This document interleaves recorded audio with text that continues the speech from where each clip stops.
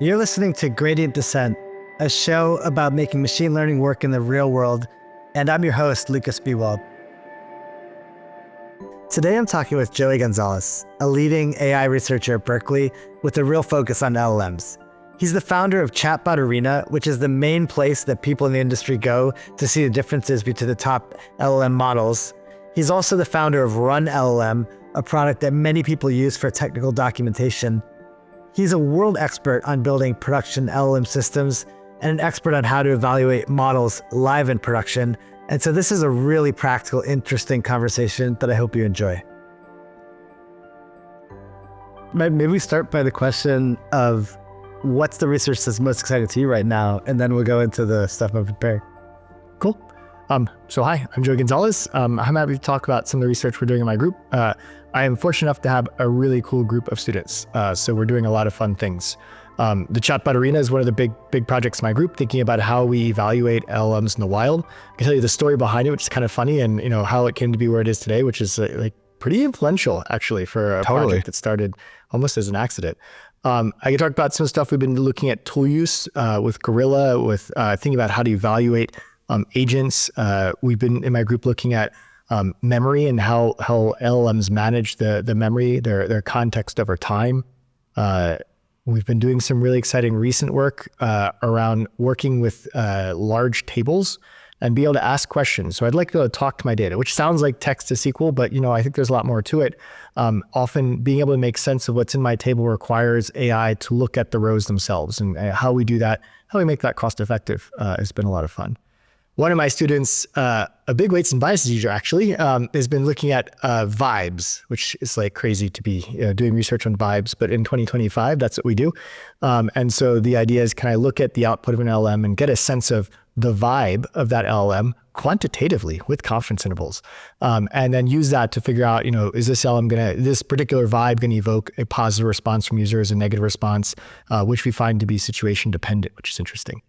So different vibes for different settings. Doing a little bit with vision. So a lot of fun stuff. I was excited to talk about vibes, actually. I love that you have a Substack. I've always kind of felt like, the research paper format doesn't quite work for a lot of the interesting, stuff that's going on. So I was enjoying your articles, and I thought one of the most compelling ones, which I totally agree with the conclusion. So maybe that's dangerous, that maybe there's confirmation bias here, but what's the title? It's a great title. It's like vibes. In defense of vibes-based evaluation. Yes. Which I love. Yes, well. I love it. Because I actually think, I was thinking about it. Like I remember, when I was working in ML, I had a boss that was like, I like to hire ex-biologists, not ex-physicists. Mm-hmm. And I was like, that's really interesting. Why? And he's like, well, like physicists are trained to sort of just like look at the data and the graph. And then biologists like look at the individual examples, which is sort of like, he liked like vibes-based evaluation. He's like, in ML, we spend all this time like kind of looking at the aggregate data, and we don't like dig into the individual examples and see what's going on. And I always felt that like a lot of the early success I had in my career was from actually looking at individual examples and just getting a feel for it. And then, people really started to relate to this.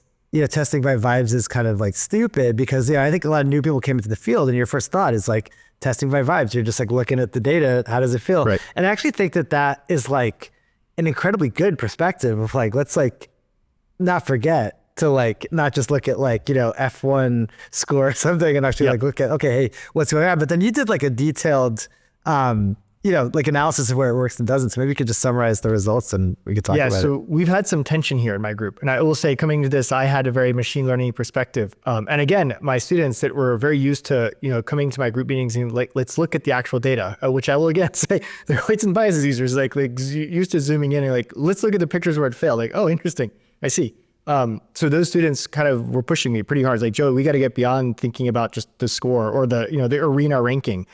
It really matters the style that it answers. And my startup, it's funny, also came to the same conclusion.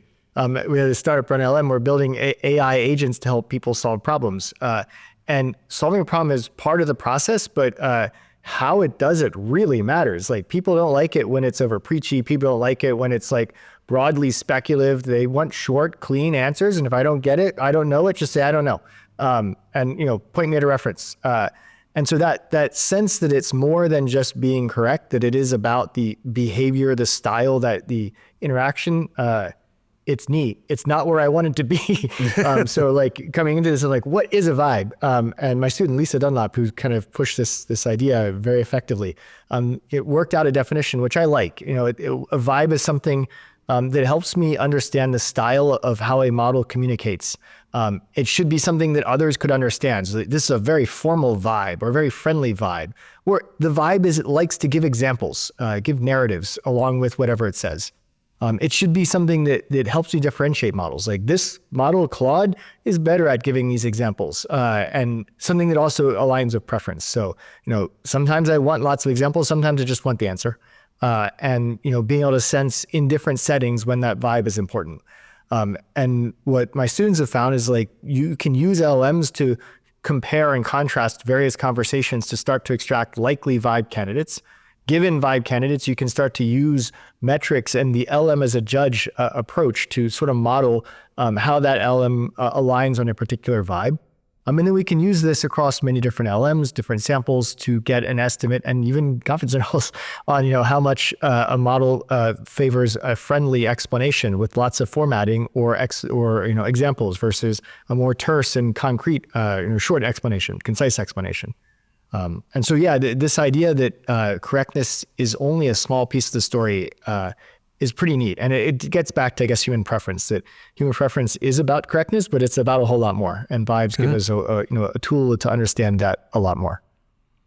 And any like practical results on can you describe the vibes of the various models? So Llama familiar is with? a funny model. I think that like the best result I've gotten so far is like the Llama 3 latest generation models. They're much more friendly. They're entertaining. They're less formal. And we've compared to like ChatGPT, GPT-4o, it's more formal. It likes longer explanations. We've seen formatting is pretty critical. People care a lot about formatting in the answer. So using Markdown, using, you know, LaTeX when needed, seems to be important. So formatting is predictive of human preference. Formality is predictive of human preference, but it's very situation dependent. Some people want a friendly answer and that's preferred. In some situations, I want a concise formal answer. I don't want to joke around.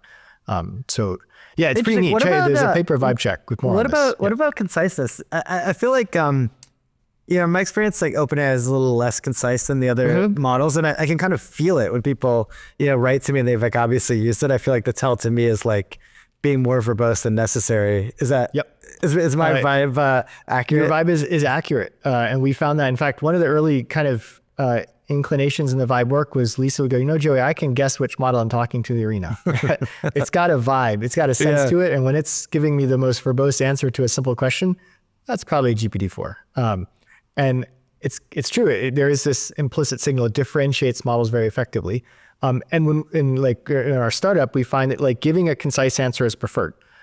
When I may be trying to explain something to a student, if I'm using AI to come up with an explanation, having a long thought out process can be helpful. I think it connects to another trend that we're seeing in AI today, which is kind of interesting. This movement towards test time compute. Which I think is a silly term. It's, you know, prediction time compute, but, you know, in the AI world, we only have training and testing. So test time compute it is. But the idea that if I think more out loud through my process, this chain of thought, but pushed to the extreme, that I will get ultimately to a better answer. And I think the folks at OpenAI are pushing that perspective hard. And it is leading to, in many cases, better final answers, but it also leads to a very drawn out explanation. So. Yeah. Oh, I see. So the lengthy explanation is like helping the accuracy. Actually right. I got you. It's a behavioral trick, and it's a good one. Like teach the model to, you know, think through what was the question you asked. Let me restate your question for you. Like, I don't want to hear it, but yeah, let me restate your question. And, you know, how should I think about it? Here's how I'll think about it. And then here's your answer. And that process is important for accuracy, but it comes at the cost of the vibe of being concise. All right. Well, I was hoping to hold off on Chatbot Arena to save something for the end, but I feel like that ties so directly into Chatbot Arena. So maybe start for people that don't know what it is, who've been living under a rock, like what it is, and tell me the story of it. And then I want to get into the story behind. Tell me the story. I love it. Yeah. Right, so maybe some brief context. Chatbot Arena, very, very widely successful. I'm lucky to have, you know, a project like this in my group. Totally.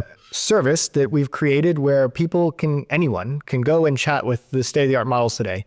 open source and commercial, and some of the models that even aren't available on the commercial website. So, the next generation of OpenAI and Google's models. And you get to talk to two models at once, and ask your question. You get two answers for free, and you can choose the better of the two. And please do vote. And when you vote, which one's better, we use that information to build a leaderboard that ranks models. And we do really cool stuff now where we can take those conversations and say, you were asking about homework. It looks like math homework. We can now segment the feedback you give us into different categories. So we can say, look, these models are better at math homework, but not so good at writing a funny story. And so that kind of segmentation allows the AI community to better understand where models are headed. It allows the user community to go, you know what, if I want a funny story, I think I'm going to use Llama 3 to get a better sense of where models rank on different kinds of tasks. And it's helpful for a lot of the big model developers because it's hard for them to run these studies across all the commercial models. And same for the open source communities. We develop models at Berkeley and at other places. We want to know how those models compare, and getting this kind of broad community feedback, if you will, kind of the Wikipedia of model evaluation, is important, and it helps kind of level the field. In fact, I'm getting ahead of myself. One of the things that we need to do better with the arena, and it'd be great to get more help on, is getting it out to more people. I think the technology world has picked up on the arena, which is great, but we need the rest of the world to give feedback too, because getting a perspective that broadly represents human perspective is important to us. Totally. But now the arena story is kind of funny. It didn't start out with such a grand ambition. Long ago in 2023, we had two models coming from Berkeley and one model from Stanford. And as good grad students do, we wanted to know, is our model better than their model? And so we had started this project to evaluate the Vicuña model from Berkeley, the Koala model, also from Berkeley, and the Stanford Alpaca model. And we had actually started using GPT-4 to evaluate the models. We found out that thanks to GPT-4, the Vicuña model is slightly better than the other two. And so we launched a website with our really cool model and a way to chat with it. It was a little single chat box, and it was neat. And some user had a great question. Hey guys, can you put two side by side so we can put Stanford and Berkeley side by side and chat with both of them? And so we did that. And I think in a last minute, like at the end of the meeting, like, hey guys, what if we had it so it was just random too? Like you could also just chat with two random models. We wouldn't tell you which ones, you could pick which one was better. Call it like battle mode or something. Nice. Like, that'd be funny. Let's put that on the website. So we put it on the website and people used it. And like 2 weeks later, we had enough data to actually build a ranking. And we argued how should we do it? Elo, Bradley, Terry, all these techniques. We just picked one. We put it out and people were like, wow, this is a great way to just look at human ordering of models. We started adding commercial models and, they're like, oh, wait a second, I can now rank GPT-3, GPT-4, Vicuña is moving up or down. And it became a place that people came to see where models are moving. Again, also to chat with models for free. So like we're giving some value back to the people who work with the service. And we also say when you use this, you're giving data to the world. So that data you contribute, your conversations will be opened potentially someday. And we have open sourced about 1 million already. We do a lot of work to try to remove anything you accidentally put in that conversation to identify you or other people. But this is an opportunity for us to build a data set that will help the open community build the next generation of chat AI. So it's not just owned by big tech. So it's become a bigger mission, but it started out with a pretty small, like, wouldn't it be fun story. Totally. Okay. And so, I mean, what have you learned? I actually didn't know that you were able to categorize the content. And where do I find that? Actually, I've so if you go to the Chatbot Arena, which is now lmarena.org, I think we moved the domain to make it easier. Is that AI? It looks like AI. Yeah. I forget. Well, yeah, AI makes more sense. Yeah. So if you go to that domain, you can chat. If you have a leaderboard, there's a little pull down on the leaderboard that lets you pick. Maybe I'll bring it up so we can take a look at the latest results. Oh, categories. Sorry, I don't know how I missed this. Cool. What's kind of neat is it changes a lot and pretty quickly. So like we're kind of surprised at how the things move over time. But if you pick a category like math, you can see how rankings move up or down. O1 preview does better. If you go to like, let's say coding, all of a sudden, I think O1 mini does better. So in any one of these categories, we're seeing differences in models. We build these bootstrap conference tools so we can see that they're really statistically different based on the votes that we've collected. If you look at different languages, some models are better in other languages than others. So we see a lot of variability. The other thing that's been kind of exciting is the open source models have come up really quickly. Like, a while ago, I was like, man, these will never succeed. It's so hard to compete.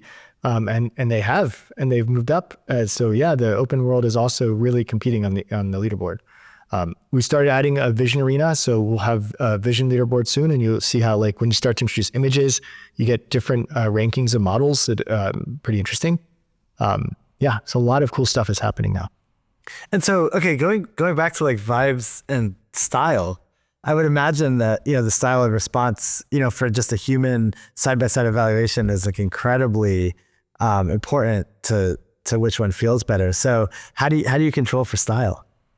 So we've started to do this on the leaderboard itself. And it's kind of neat. If we go back to this Bradley-Terry model, how we build the rankings. So it's kind of a neat mathematical question. You have an A and a B, and which one's better? We say A is better, B is better, A is better, and so on. So we get just these binary votes. And we use a model that's kind of like logistic regression. Right now, there's just, in the simplest sense, one feature for model A, one feature for model B. And then, if model A wins, it's a +1. And if model A, loses, it's a -1. That's a logistic regression problem. The weights attached to each of those features are the rankings on the leaderboard. We scaled them so they look like ELO numbers for the chess enthusiasts out there, but it's essentially a logistic regression coefficient. You can add another term, which is like the presence or absence of formatting for model A or model B. And then we can start to see how those weights explain away some of the value of model A. And so we extend the logistic regression model, the Bradley-Terry modeling framework, to account for these extra factors. Oh, interesting. So that lets us account for it. Yeah. It's not like the style of writing. It's like it's like the style of formatting. Yeah. So right now, when we look at style, we're looking at formatting, use of markdown, length. We started to control for length. So some people like longer, shorter stories. Is the length what's really determining the ranking or not? And so we started to add control for that. In fact, I think you can choose style control right now, which I believe is just kind of markdown. I guess we don't have length control in here yet. But yeah, we're adding support for breaking down things like length. Interesting. Longer queries. Yeah, it's not up yet. Yeah.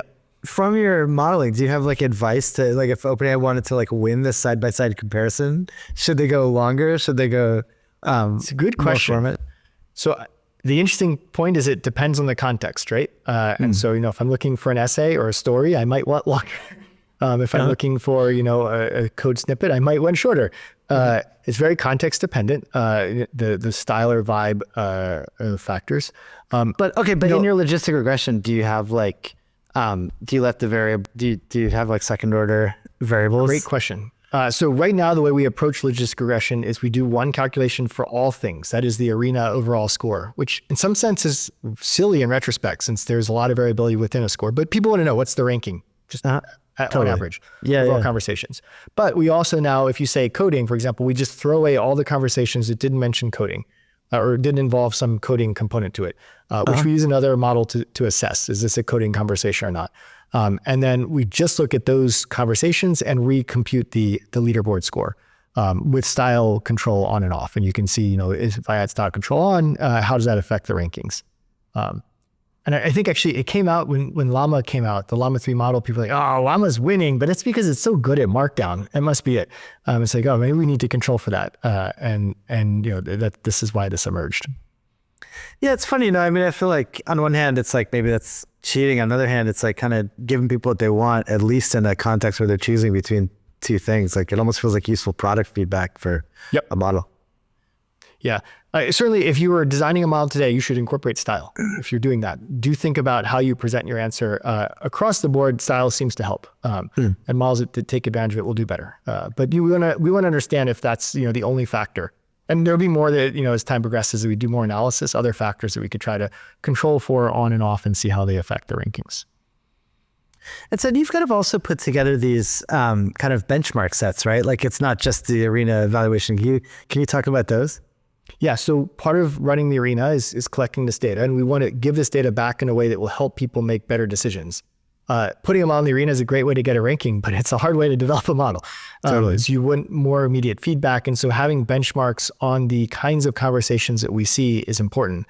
What we've been doing is we use models to try to identify which conversations are challenging. We collect statistics and we break it down by different categories, then try to turn those into new tasks. We calibrate an LLM judge to evaluate that task, so that you can run your model on that specific task, that conversation, or that initial prompt, and then assess your model's performance using the judging frameworks.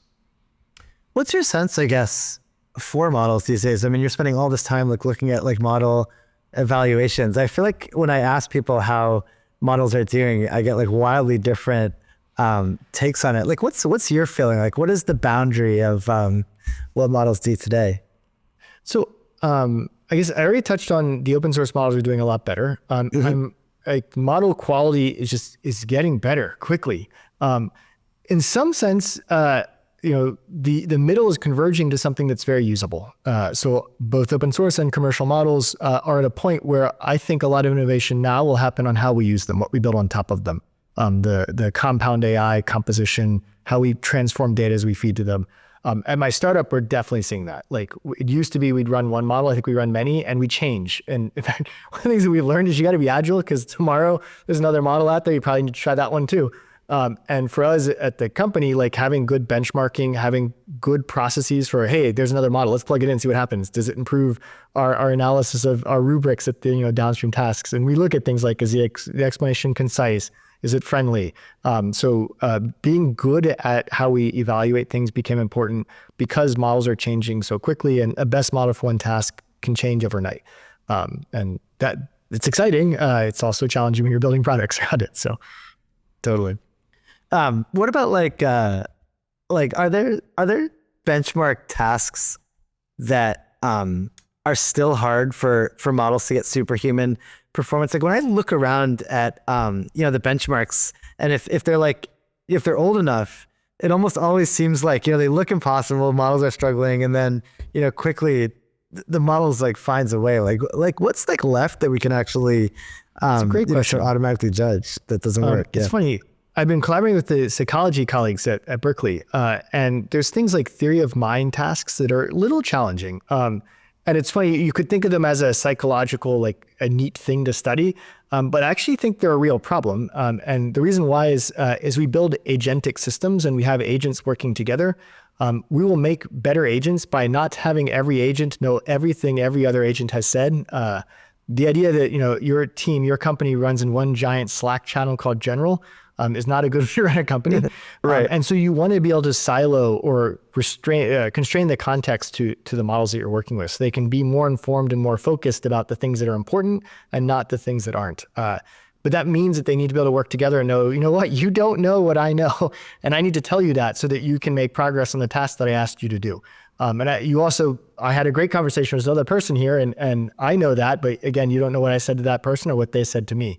And so this idea of being able to work through an understanding of what other actors in the system know is important to build complex multi-agent systems, and not ready yet.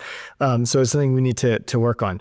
I think, there's a lot of opportunity in, again, how we build on top of these things to address some of these problems like theory of mind, but also how we just manage context, memory to make them better. Totally. Cool. Okay, another area of research that you started to allude to, but you have some interesting work on is LLM as a judge. I feel like you were talking about this, really early on, and sort of looking at how well that works.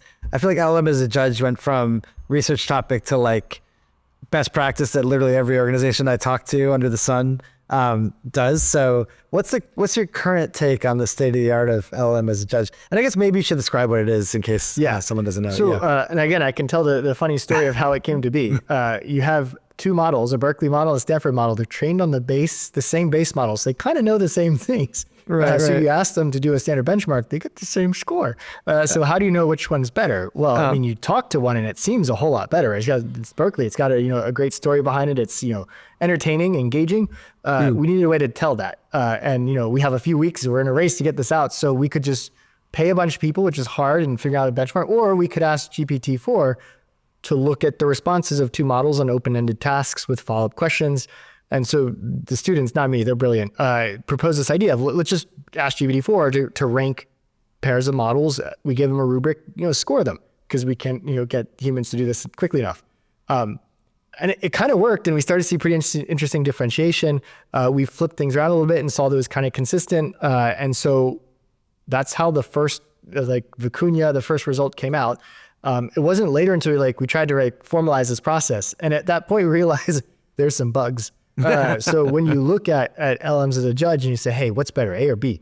GPT-4 goes probably A. It has a preference for the first thing it sees, which is a bias that humans have as well, which is kind of interesting. So the order in which you present things matters. You have to try both directions to get a good measure. Wait, was it GPT-4 the one that didn't have the bias? So GPT-5. I forget. We looked at a bunch. Okay. It was. Look it up. I think it might have been GPT-4. Anyways, this was a common bias that we saw in the models we were evaluating, which was frustrating because it turns out we had always put our model second. So we actually did even better. We just had. Wow. In our initial experiments, did it in a way that wasn't to our advantage. Nice. Yeah. So there's a position bias that was interesting.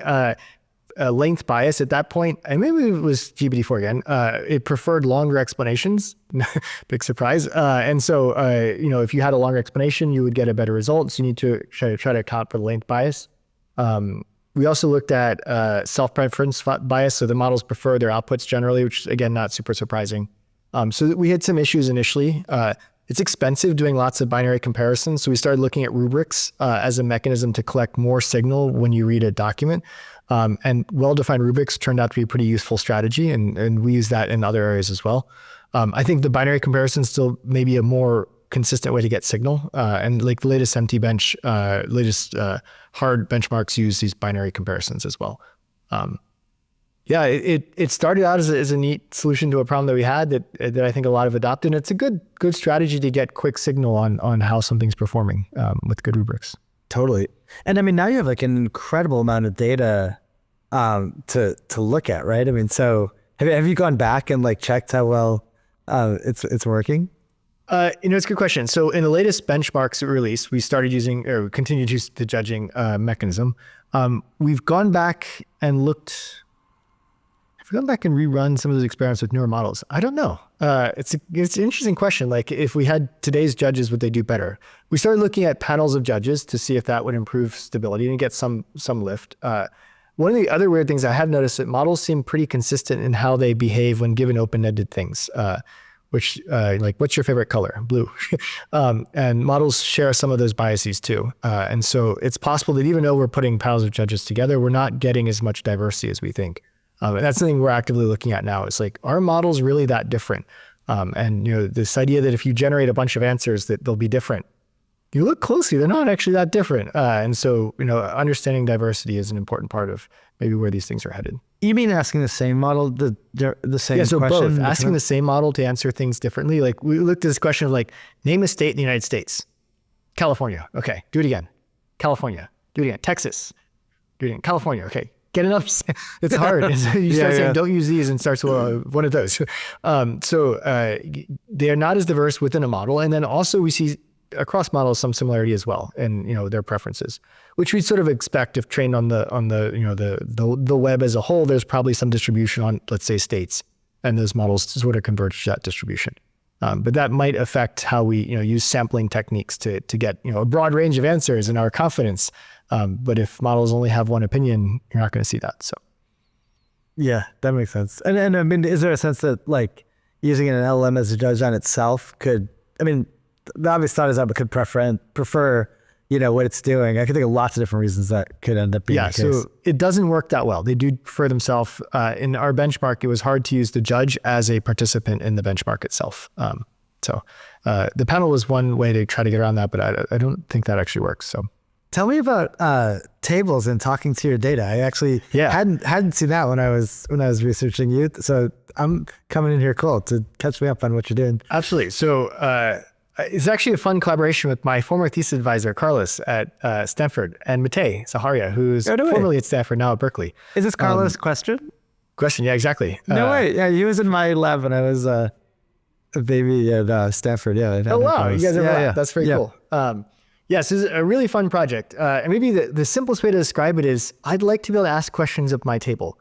But here's the thing. I don't want to just ask questions about the data in my table. I want to be able to ask questions that spans data in my table and human knowledge. And I want to be able to ask questions that dig into unstructured parts of my table, like the text. I think the example we've been kind of playing around with is like, what's the best cult classic romance film? And what were the general reviews around that film? And anyone who knows films, like, oh, Titanic, right? What's your table? So my table doesn't have cult classic, for example. It just has. Well, what is the whole table? Has, a table of romance films. Yeah, sorry. I need some more context. So suppose I take a standard table of movies. I have like all the films, they're gross. So I like, what was the most popular? I can get that information. I have genre, it's like it's romance or not romance, but I don't have cult classic. Like that's just not in a table. And I have the reviews as text, but I want to know, like, what do people think of the best cult classic romance film? And that's a question that spans human knowledge, tabular information. That's a question that requires calculation. The best means I want to find the max over gross, like best selling, most profitable. LLMs are terrible at that, by the way. Things, like if you want to, don't use an LLM to do math over large amounts of data. It's expensive, it's not accurate, and it's slow. So like, yeah, we should use a database for that. But ask a database to summarize the text in a column is not a great strategy either. Like you can group it, but make sense of it, that's tough. So they don't have kind of natural language reasoning. And then, being able to incorporate knowledge that's not in the database, but it's general knowledge. That should be something we should be able to do. So we've been thinking about how to bring LLMs and databases together where it's not, I just suck all the data out and stick it in an LM, and it's not where I just run the LM, on all the rows or just on a final tuple. It's like, how do they work more synergistically? And so this is Table-Augmented Generation. If you're familiar with RAG, Retrieval Augmented Generation, this is TAG, the analogy for tables. And it sort of has three main parts. One is like, I ask you a question, you should be able to take that question in natural language and generate a program that will run SQL program or sequence SQL programs that will generate the data to answer that question. And those programs themselves will also potentially call to an LLM to be able to reason about the data that the LLM can, that the database cannot reason about. And then the final answer might be a table, but I want to, what's the gist of Titanic, right? So it should be able to take that final table and then extract a natural language response. You really think Titanic, before we go further, Titanic is the best so it's the most romance? It's the most grossing according to IMDb. We actually ran this experiment. So the I think is the largest grossing film. It is a cult classic and it is romance. And the reviews are mixed. The reviews are like, we liked it, but the plot was kind of predictable.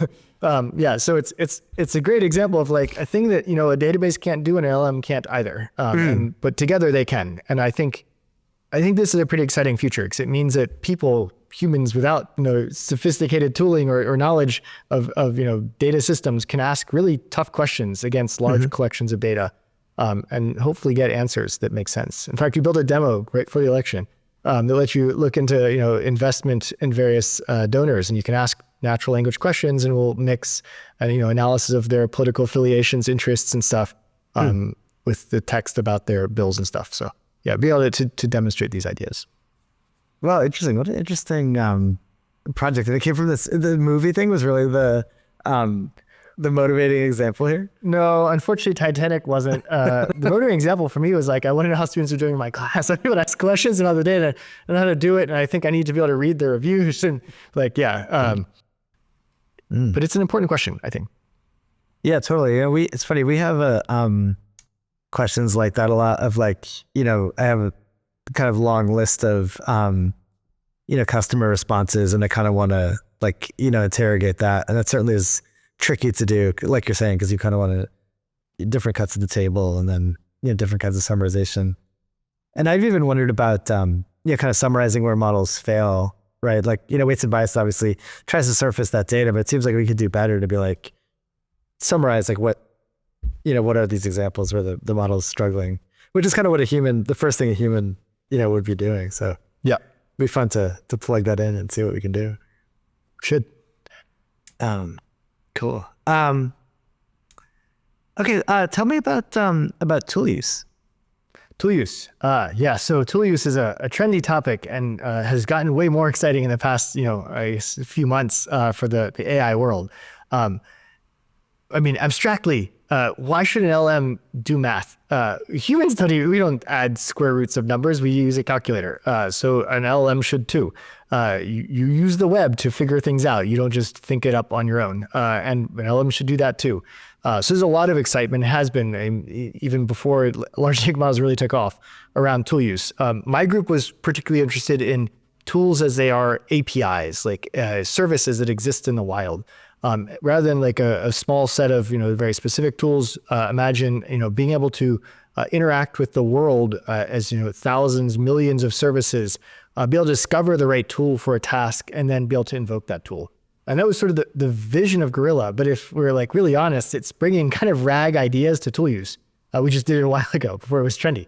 And part of that was like being able to find a common way to describe a tool. Like what's a JSON spec for a service that I could digest into my list of things you could use model and then let the model decide which one and how to call it, or what arguments to give. And that's become standard now. Most modeling frameworks, most services, in fact, the latest Llama models have pre-training tokens for how to express these kind of lists of tools. And then the model will say, I'd like to invoke a tool with a very specific response that allows the software system running that model to then select the actual API, make a Python call out to a web search engine, run some calculation on a calculator, which really, really augments what these models can do. And so that's been really exciting. When we first did this kind of RAG stuff with Gorilla, we had a Llama 1 based model that, could do better tool calling than, the Llama and was competitive with the GPT-4 models, which very soon after added very similar tool calling specifications. Recently, we've been thinking more about how to evaluate them. So there's lots of models in the wild. Can I compare them and their ability to call tools, reason about multiple tool calls in parallel, being able to chain tool calls to accomplish more complex tasks. And so my students have gotten pretty excited about how to evaluate the use of tools in my group. Do you have any suggestions? I mean, it's something that I get asked a lot. Yeah, so great question. We have a leaderboard. It's pretty clear which ones are going to be in a lead right now. One of the things that I think is exciting for me is like what makes a good spec. Like how do I make it clear that like what this tool should do so that my models can call it effectively? And I think having examples we found early on was helpful in our specs. Giving detailed descriptions of what's going on is pretty helpful. So putting effort into how we specify our functions makes a big difference in tool use, as one expects. So it's not super surprising. Although we had to discover that the hard way. I was actually just talking with our head of design who was building some agents using tools, and he was showing me how he improved the spec, and that improved the output quite a bit. So a lot of things obvious in retrospect, but there's so many things to try. It's kind of good to sort of know what the best practices are. Yeah, I guess one of the things that's kind of weird is early on we found chain of thought to be really helpful. Model should think through why it's using a tool before it goes to call it, set the arguments, and classically that makes sense. The latest fine tunings of models don't do that. Tool use is just call the tool. Which saves on tokens, and if you're just trying to look up the weather, it's a good way to go. But it seems that they moved away from that, which is kind of interesting. And I wonder if that's something we'll see TikTok back as we move to long token sequences before doing things. So maybe smarter tool use. One thing I saw that's pretty neat is this tool use by clicking on the Anthropic's computer. Like it's another way to look at tool use. It's kind of cool. More interactive, more human centric, and being more human-centric seems to be a good strategy as we build these systems. Being able to work in a human world where there's a browser and you click on stuff, and that's how you interact with tools instead of calling a specific API, which I hadn't expected. I didn't see that coming, and it's a cool direction. What about you had another interesting topic on your Substack around reducing hallucinations. Do you want to talk about those results? Seem very practical. I'm trying to remember which one this was. This is challenges in reducing hallucinations. You're talking about using like domain-specific data. So I guess there are kind of two cuts to this. So one, when we think of hallucinations in our models, I don't like the word, but I just, people like hallucination as a way to describe you generating the wrong thing.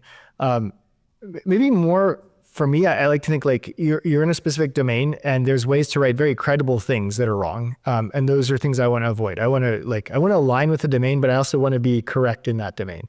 One of the things that struck me, in fact, one of the things that I fought, but I turned out to be wrong about, was fine tuning. So we found that fine tuning our models definitely helps in this particular context. So I can adapt to the kind of vocabulary style of the domain through fine tuning, and that does help reduce these errors from hallucination. Context obviously matters. So getting the right stuff in context matters a lot. Filtering your context down, we found to be pretty useful. This came out both in the tool use work, but also just more generally in kind of RAG, our work on Raft. Being selective about what you show to a model makes a big difference in the quality of the answers. So it doesn't try to copy the wrong information into the answer. What's the intuition behind, I guess, like classically, from my ML background, I sort of expect fine tuning to be like generally helpful, but I've seen people have like a lot of different, intuitions here, like different than mine. Like what would be the pro and con case for fine tuning and improving like domain specific results? Let me, I'll argue why I didn't want fine tuning to be good. Totally, please. In context learning is beautiful in that I don't need to adjust my model to use it for new tasks. In some sense, like we're in a race to build AGI, but we already have it. Like the idea that I can take one model and do anything with it. I mean, maybe not human level intelligence, but I can do a lot of things with one model is pretty amazing. I don't need to update the model to do new tasks. In some sense, I wanted to believe that we would fine tune to change the behavior of models, but to cook new knowledge in, we could do that just by reading a book, by inserting the knowledge in the context of the model. I was wrong, and partly because I think the way I read something, having practiced doing that for a while and having practiced the style of answering questions in a particular Java syntax can make a big difference. Being able, in this kind of one interesting example of fine tuning that probably in retrospect should have made sense, is I've practiced a lot of Hugging Face function calls. If I don't retrieve the right documentation, but you ask me to do something, I kind of wing it because I've gotten a lot of practice fine tuning against that particular task. And so this fine tuning helps when there's kind of a very specific domain that's not out in the world. It is critical that you don't just fine tune blindly on your data, that you construct new tasks that reflect the kinds of thing you want the model to do in the long run. And this is kind of it's a cautionary tale too. So if I want a model to generate JSON for a function call, I don't give it a bunch of documentation, say predict the documentation. I give it question documentation and the output JSON that I want it to produce. The consequence of that is it no longer does anything else. So I have a model that just tells JSON, and I want to joke JSON. That's what you're going to get. And so you do tend to fit a model to a very specific domain in the process of doing that, which could be problematic if you want the model to do other things. And that's where like this movement towards compound AI systems to me is kind of exciting. So it means I can fine tune to have a really good function caller, but I can still have a nice friendly chatbot that will still talk to you, and the function caller can sit there and call tools when the main chatbot needs help with the tool.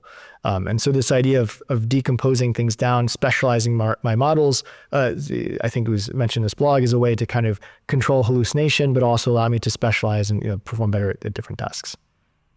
And can you describe how that system works? Like there's something on top, like deciding which model to send the question to? So we don't have a great answer to this. So at RunLM, we have a very specific pipeline. So, given the task, we figure out which is what kind of code do I look at code as a documentation, then I might use a different model that's specialized for dealing with that kind of thing, based on a decision I can make earlier on from the question. More generally, that's an open question for me. Like, how do I abstractly mix a function fine-tuned model with a general chat fine-tuned model with a RAG optimized model? And I think when I get back to this kind of world of multi-agent systems, I think this is where, the exciting next frontier of AI is going to be, is how do I compose these models that are specialized in different domains? We have very different system prompts to get them to work together effectively. I will say again, what we've done at the company, what I think a lot of people are doing right now, is they have like some routing model that makes some basic decision and delegates to models accordingly. But that's step one. It'd be so much cooler if they could like talk together and say, that would not me, pass that on to this other person. Or, I'd like some, feedback from the code expert before I answer this question. And so having more direct interaction between models is, pretty exciting. Totally. That's a little bit of a segue into to RunLLM. Did you want to talk about how you set that up and what that was? So RunLLM was a project the students had built out of the Arena, which in retrospect was pretty obvious and brilliant. Like we're figuring out which model is the best answering a question based on, different types of questions. We should be able to use that to select between models. We weren't the first to this. Colleagues at Stanford had also started looking at, how to build deluxe chat or various, selection tactics for models. In fact, I think back in like 2015, 2016, maybe, maybe it was 2017. We were doing work on like routing inside of computer vision models. So the field of routing across models is pretty well studied. RunLLM was playing to the advantage of the arena, where we have all this amazing data to help make decisions about which model to use to get better answers. And you could imagine doing even cooler things in the future. And the students looking at that now is like, can I like predict an entire leaderboard based on your question, and do things, maybe I have a cost performance trade-off that I want to play. Maybe I should mix models in a way. So routing is kind of selecting models, can I combine them or have them work together to answer a question? And if you just wanted the optimal performance, like how much better can you do? Like I have this sense that lately, O1 is really dominating the leaderboard, although I'm looking at it and it seems like Gemini is at this moment in time, late November. Gemini's coming back. Yeah, it seems like it's coming Google back. OpenAI competition's awesome. But like how much higher can you go by like optimal routing? I don't think we got a significant boost over state of the art. A lot of the opportunity comes in maybe saving costs right now. But I do think in the future, there is a chance that you could refine questions. You could have models think and work together to get to a better answer.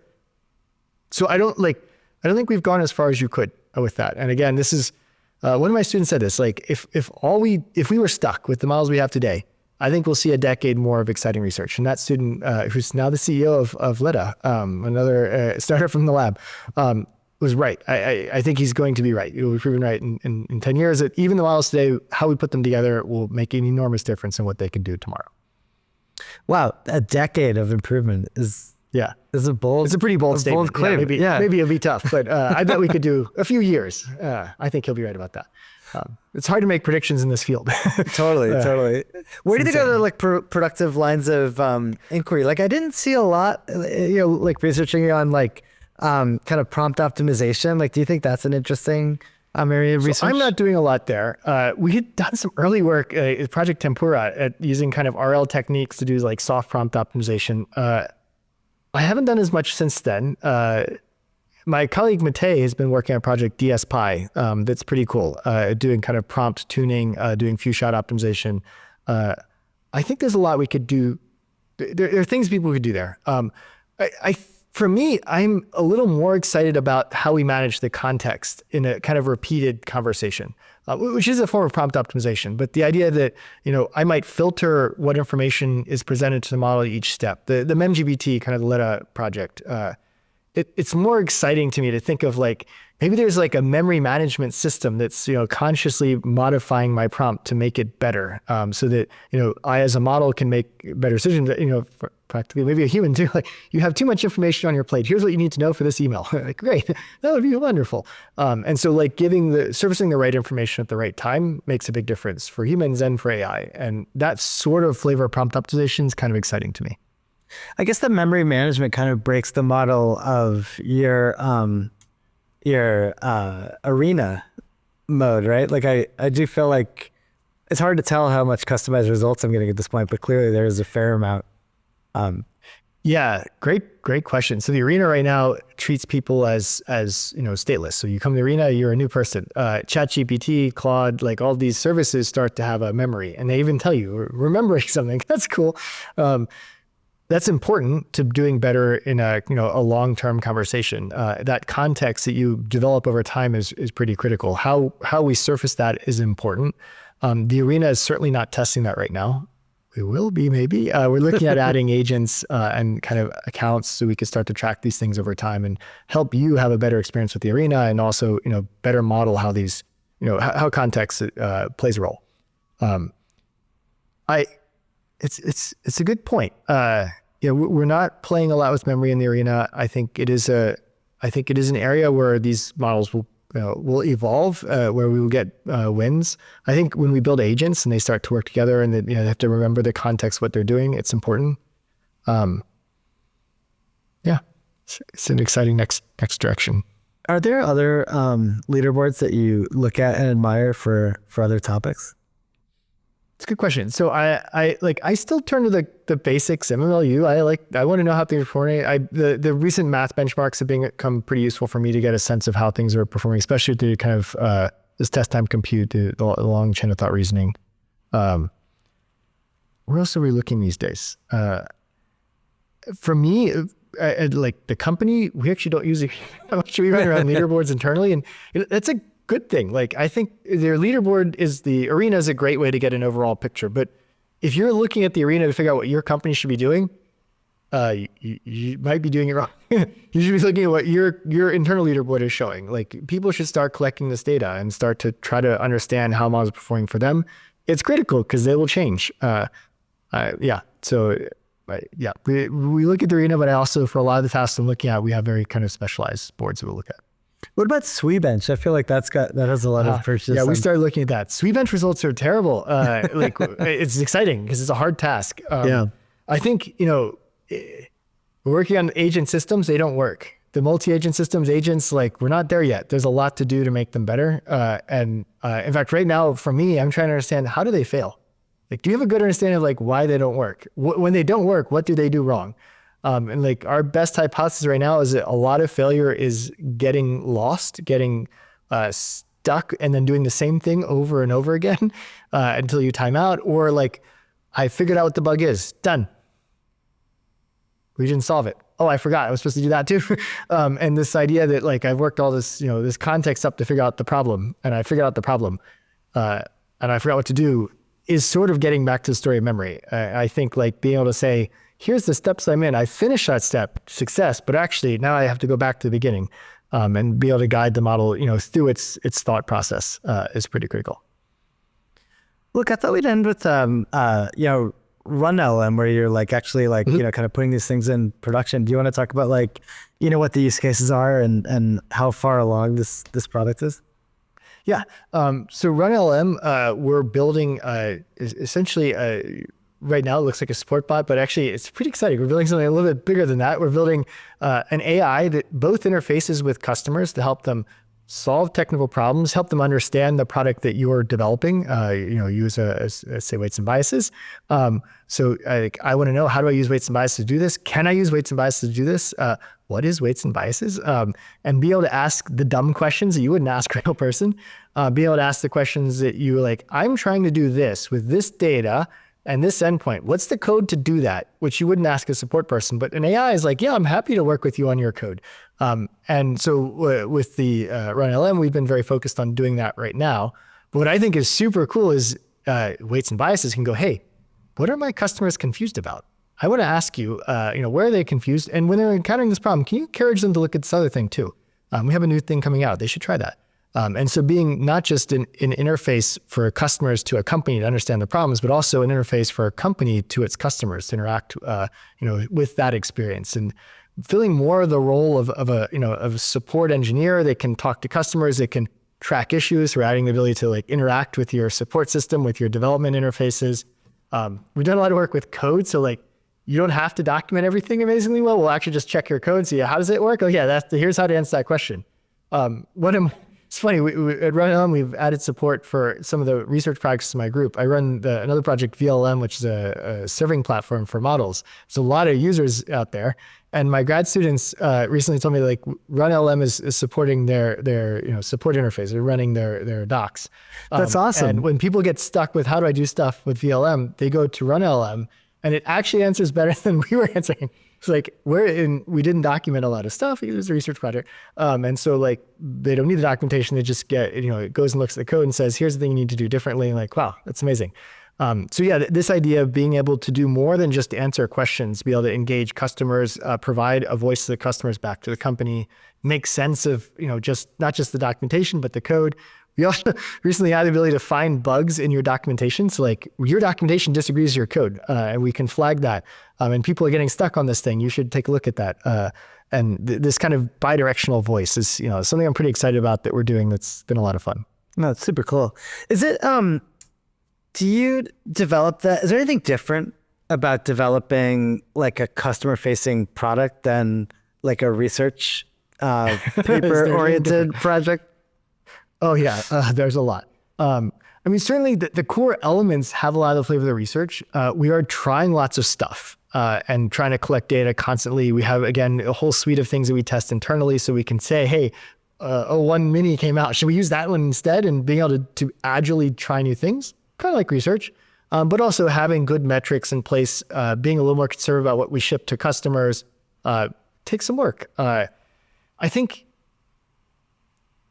part of maybe what we haven't done well at RunLM is communicate our bigger story. And that's something, I guess, is ironically something we tend to do more in research, but in the company we have done less of, and something we could probably do better, like telling this kind of new way of thinking about how an AI product is more than just a support interface, but an interaction. On the technological side, I mean, we're certainly following what's happening in the research. There's a sense of skepticism. A lot of things, like even for my research that we tried, they don't always work. And so we do try stuff that it worked in research, but didn't work for this thing. And so being able to try and fail at stuff is a big part of, building the product. Awesome. Well, this is really fun. Thank you so much for your time. Thank you. I think this is like one of the most practical interviews I've done. So thank you very much. It's been fun. Thanks so much for listening to this episode of Gradient Dissent. Please stay tuned for future episodes.